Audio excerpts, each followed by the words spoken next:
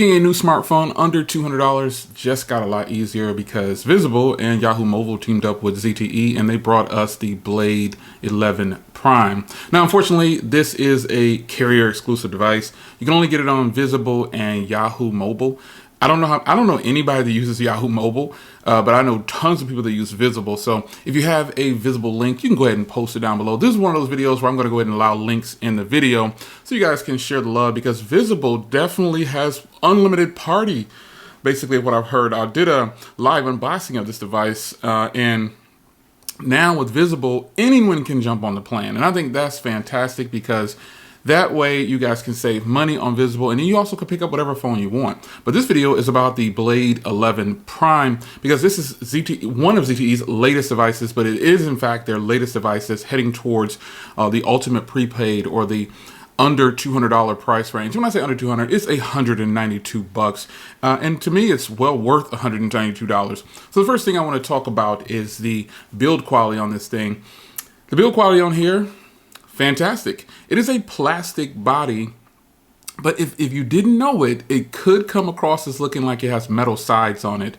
But it is definitely plastic, and what makes it unique is it has a nice texture on it, and it's hard to pick up over video, but really nice texture. And what it gives it like a,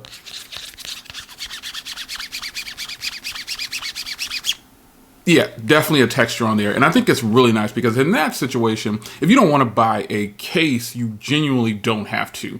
This phone feels good in the hand. That's not a very strong, it's not like sandstone texture, but it's a nice mild feedback when you touch it, and it gives you some form of grip. It just lets you know the phone is in your hand. Now, the fingerprint reader is mounted on the side of the device, and I think that's just great. I think for the way we hold our phones, you might as well use your thumb or your index finger on your other hand. So, fingerprint reader on the side, headphone jack on the top, and I think that's pretty sweet. It is Type-C, and it has a loudspeaker. Now, how about the screen and how beautiful it is, even coming in at 720p? Coming in at 720p, this is kind of strange because the Blade 10, which is right here, the one I was using previous to this, it actually has a 1080p display, and I find it strange that they decided to switch and go down in resolution while making the display bigger. So this is 6.5 and this is 6.3, and this is 1080p and this is 720p bars. So while that does affect some things on the device, not really so much across watching video because everything can upscale on YouTube, so that's a huge plus. Or you can go ahead and just enjoy how big the display is, coming in at 20:9 opposed to the 19:9. So beautiful display coming in at 720p. I don't think people really care too much about resolution when they're shopping for phones at this price range, or they're a dedicated customer to Visible, or they just like the way the phone looks.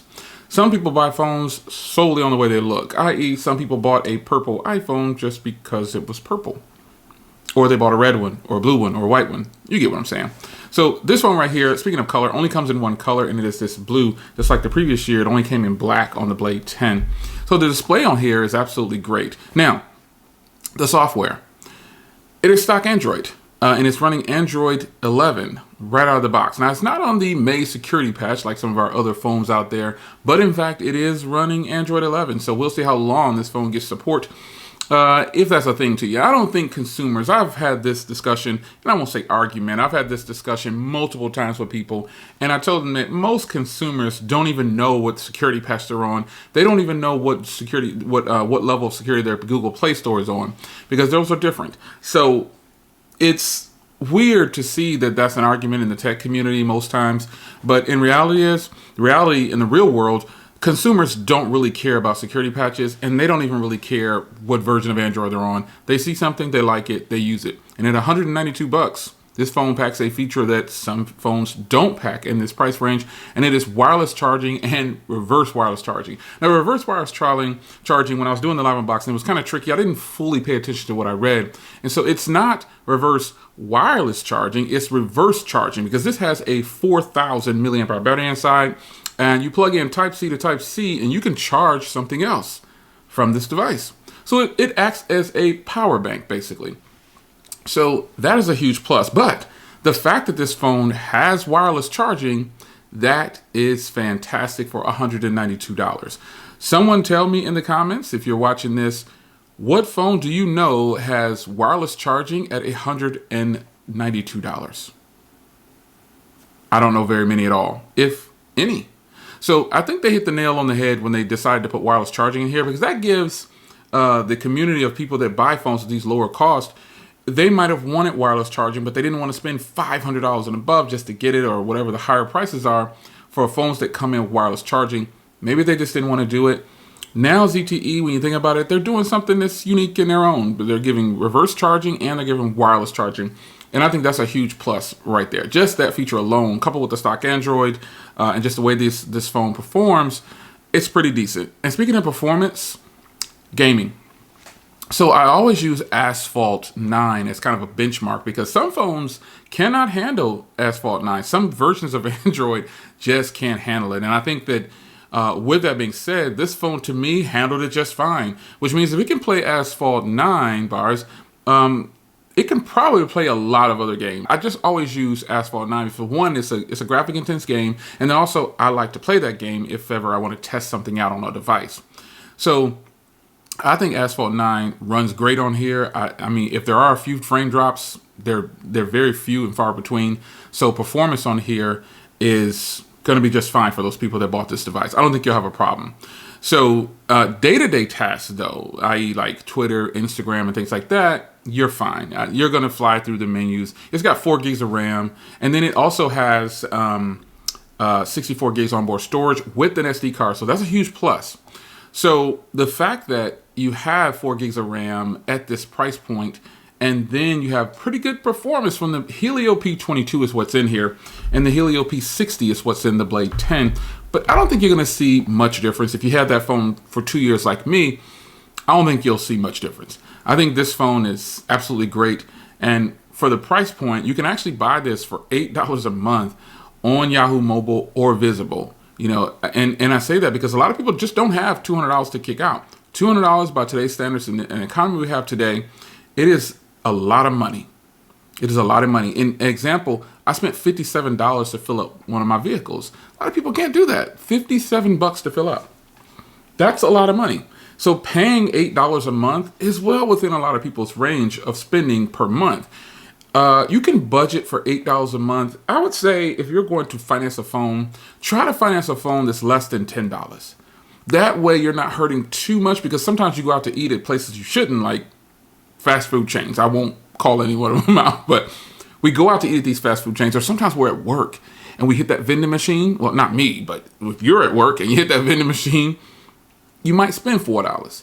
So budgeting for a new device, I think it's okay, man. I think you'll be fine with this. If you decide to finance it at $8 a month on Visible or Yahoo Mobile, I think you'll be fine. I think this device is definitely... Now, let's be clear here.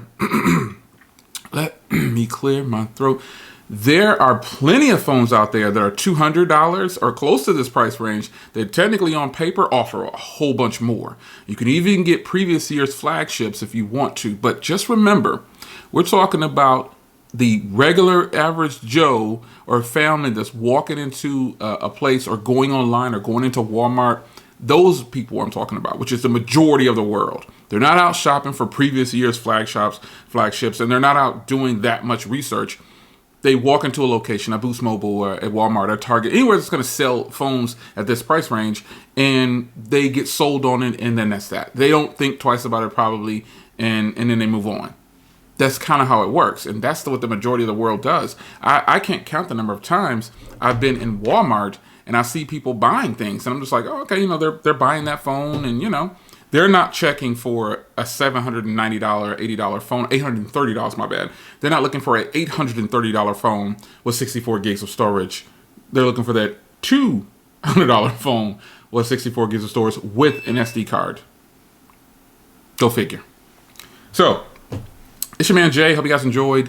Follow up real briefly on this thing. It's great, man. If you're wondering about battery life, I haven't fully tackled it yet, but I can tell you in the 48 hours, it's doing fantastic. You should be well above 80% in battery.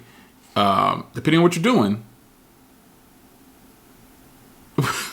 in that 48 hours. It's your man Jay. Hope you guys enjoyed. The Blade 11 Prime is pretty good.